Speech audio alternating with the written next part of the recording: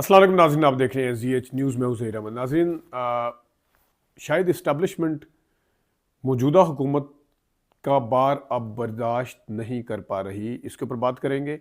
राना सनाउल्लाह साहब ने डी चौक के वाक़े के ऊपर बड़े अजीब अजीब बयानात दिए हैं। उसमें आपको काउंटर क्वेश्चन में उनके पास कोई जवाब नहीं था उसका, और वो उन्हें शायद खुद भी पता नहीं था कि वो क्या कह रहे हैं।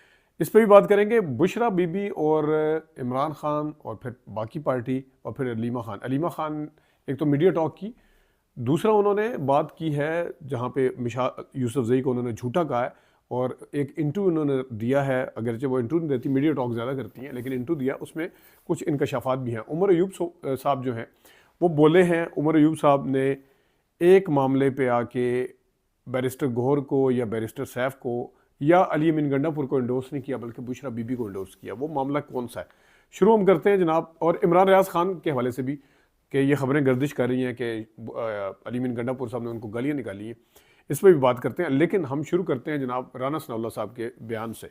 राना सनाउल्लाह साहब ने एक इंटरव्यू दिया और उन्होंने अपनी तरफ से एक इंकशाफ किया बहुत बड़ा कि जनाब इस्लामाबाद में सिर्फ 6 से 8 हज़ार जो लोग थे जो आए थे PTI के, वो मुसल्ला थे, यानी असले से लेस थे और असला उनके पास था। यानी उन्होंने गिन भी ली तादाद वगैरह, 7 से 8 हज़ार बंदा, और वो असला था, वो चलाया क्यों नहीं, वो किसने ट्रेस हुआ, कैसे पता चला कि इतने बंदों के पास है। और फिर उन्होंने इस सवाल के जवाब में कहा नहीं, ज़रूरी नहीं, आप गौर से देखें तो उन्होंने नीचे वो पंजाबी में जो कहते हैं डुबेल गया हुआ है, तो वो रखा हुआ था, छुपाया हुआ था, तो इनको वो छुपा हुआ असला भी नज़र आ गया, इनको असला भी नज़र आ गया। तो फिर इन्होंने कहा जी छतों के ऊपर से फायरिंग हुई, छतों पे लोग चढ़े हुए थे। अब इनके कहने का क्या मतलब है, वो जो कहा जा रहा है कि स्नाइपर की से हुआ वो हुआ, उसका काउंटर ये लेके आए हैं कि छतों के ऊपर चढ़े हुए थे। भाई छतों के ऊपर अगर ये चढ़े हुए थे, पहली बात तो यह 6 से 8 हज़ार लोग जो है असले के साथ इस्लामाबाद पहुंच कैसे गए, हुकूमत का फेल्यूर है। दूसरा, छतों के ऊपर अगर चढ़े हुए थे तो यानी कि आपने उनको फैसिलिटेट किया कि छतों पे चलो चढ़ गए हैं, तो अब जनाब लाइटें ऑफ कर दी जाएं। मतलब लाइटों का जो कंट्रोल था वो तो उनके पास नहीं था ना। पूरा ब्लैकआउट जो किया गया था वो किस मकसद के तहत किया गया था, और क्यों वो सारे साफियों ने कहा था कि थोड़ी देर बाद ऑपरेशन होने वाला है, और उसी चक्कर में ब्लैकआउट हुआ था। तो आपको जब पता 6 से 8 हज़ार लोग असले के साथ हैं, तो आपने क्या। और दूसरा बात, अगर आपकी 1 मिनट के लिए जो बड़ी मज़ा का खेज इल्ज़ाम है, उसको मान लिया जाए कि जो जनाब छतों पे चढ़े थे उन्होंने फायरिंग कर दी होगी, तो आपने क्या उनको फिर मौका दिया, फिर माहौल बनाया आपने कि ये पकड़े जनाब साहब, हम आपको अंधेरा कर देते हैं। मतलब राना सनाउल्लाह साहब भी जो है ना वो बड़ी अजीब अजीब बातें कर रहे थे। फिर उन्होंने कहा जी जुडिशल कमीशन ये मानेंगे नहीं। मतलब वो तो बाद की बात है ना, आप तो पहले बनाएं। एक तरफ उन्होंने कहा, वज़ीर इत्तलात तो कह रहे हैं ना नहीं जुडिशल कमीशन हम नहीं बनाएंगे क्योंकि वो यूं है, और जुडिशल कमीशन साफ इनकार किया उन्होंने, अता तारड़ साहब ने।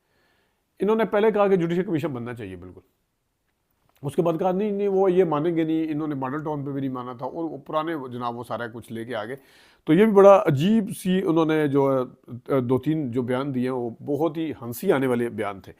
अलीमा खान साहबा के हवाले से हम दिन में बात कर चुके हैं। एक तरफ उन्होंने बुशरा बीबी साहबा को इंडोर्स किया कि वो लीड ठीक कर रही थी, लेकिन शाम को उन्होंने एक इंटरव्यू दिया गैर मुल्की चैनल को उर्दू में।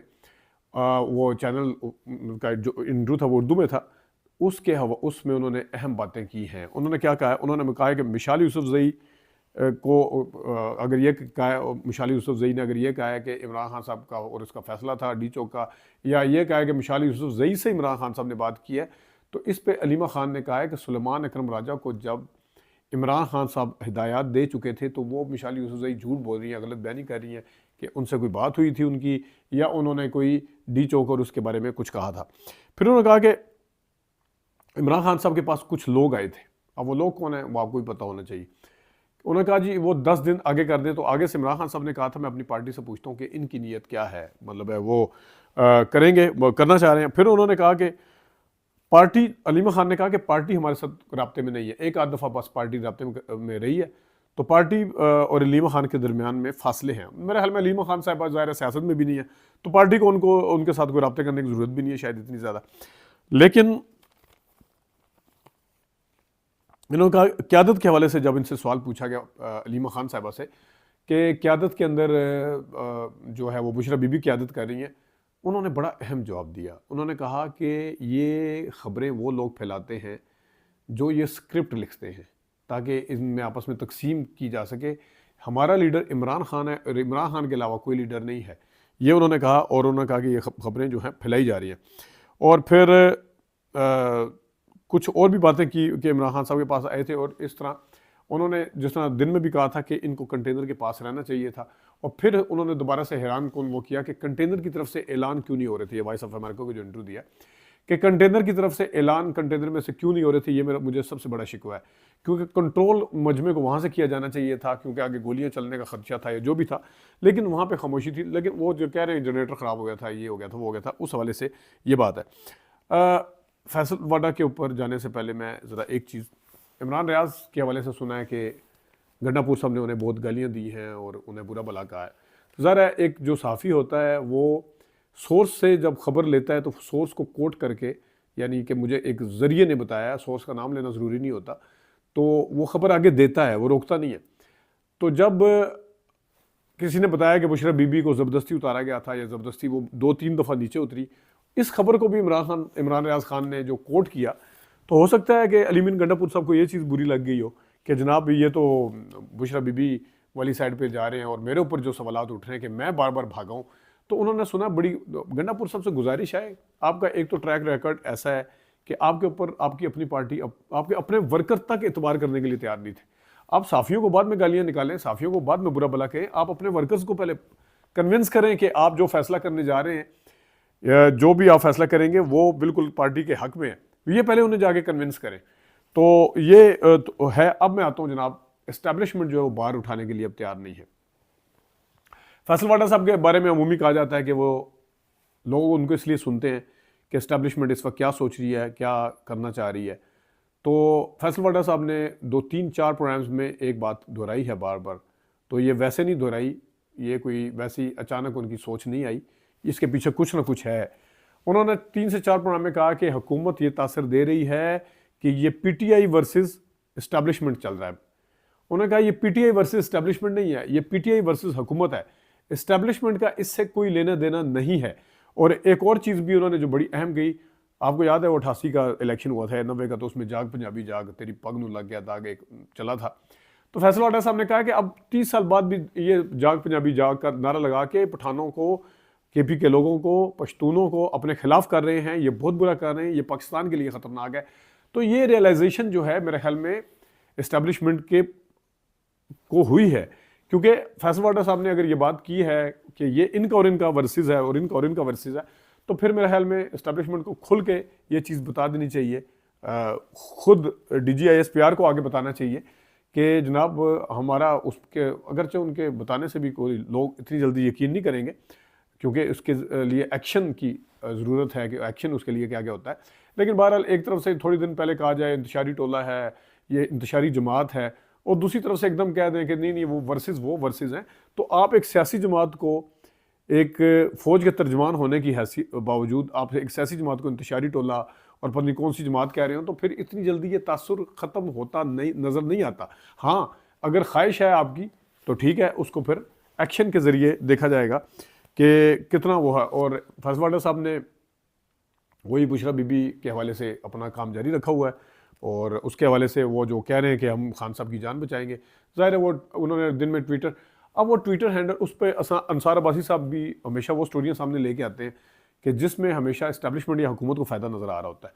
इस्टेब्लिशमेंट भी खिलाफ है, मैं भी खैर खिलाफ हूँ, जो बाहर बैठ के PTI के हवाले से बात करते हैं, वो पाकिस्तान आने की तो जरूरत नहीं रखते, लेकिन अगर वो पाकिस्तान में हो तो इस शिद्दत के साथ शायद ना करें जितना बाहर करते हैं। लेकिन जो अंसार अब्बासी साहब ने कहा है, वो जनाब वो बाहर बैठे हुए हैं, वो ट्विटर हैंडल पता नहीं पार्टी भी उनसे वो है, ये है, तो जनाब इमरान खान साहब ने कुछ सोच समझ के जिसको भी अपना अकाउंट दिया इसका एक्स का, या जिसके हवाले किया, वो कुछ सोच समझ के किया होगा।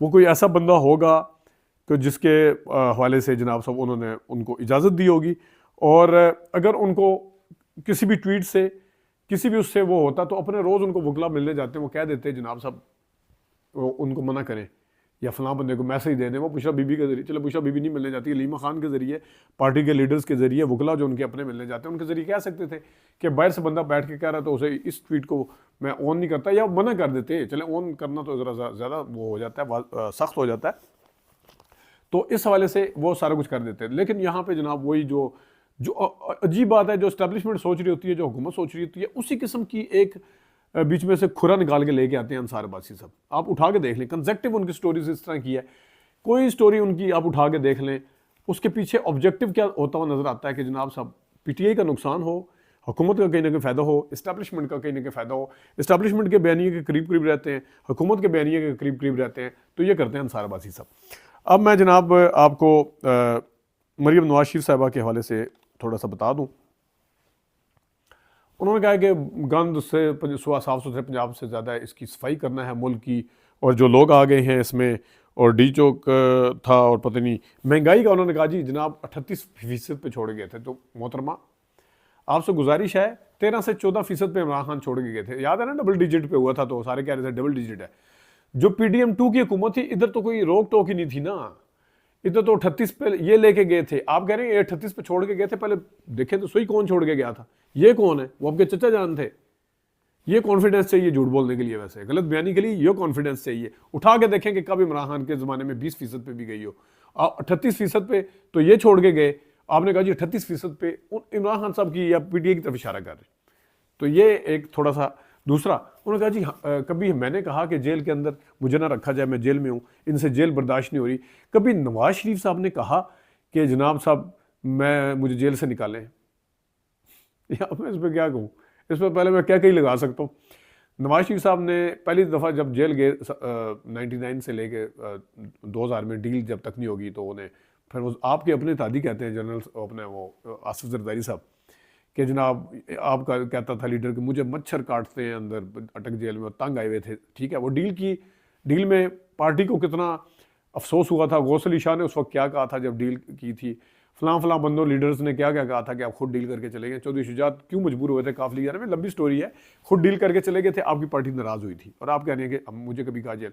अब आए 2018 में, जब तक जनरल बाजवा के जरिए और प्लेटलेट डाउन करवा के 2000 पे ला के बाजवा के जरिए खुद पार्टी भी मानती है कि हमने तो हमें अदालतें तो आपको पता है रोक रही थी, ने अदालतें तो नहीं जाने दे रही थी, हुकूमत भी रोक रही थी।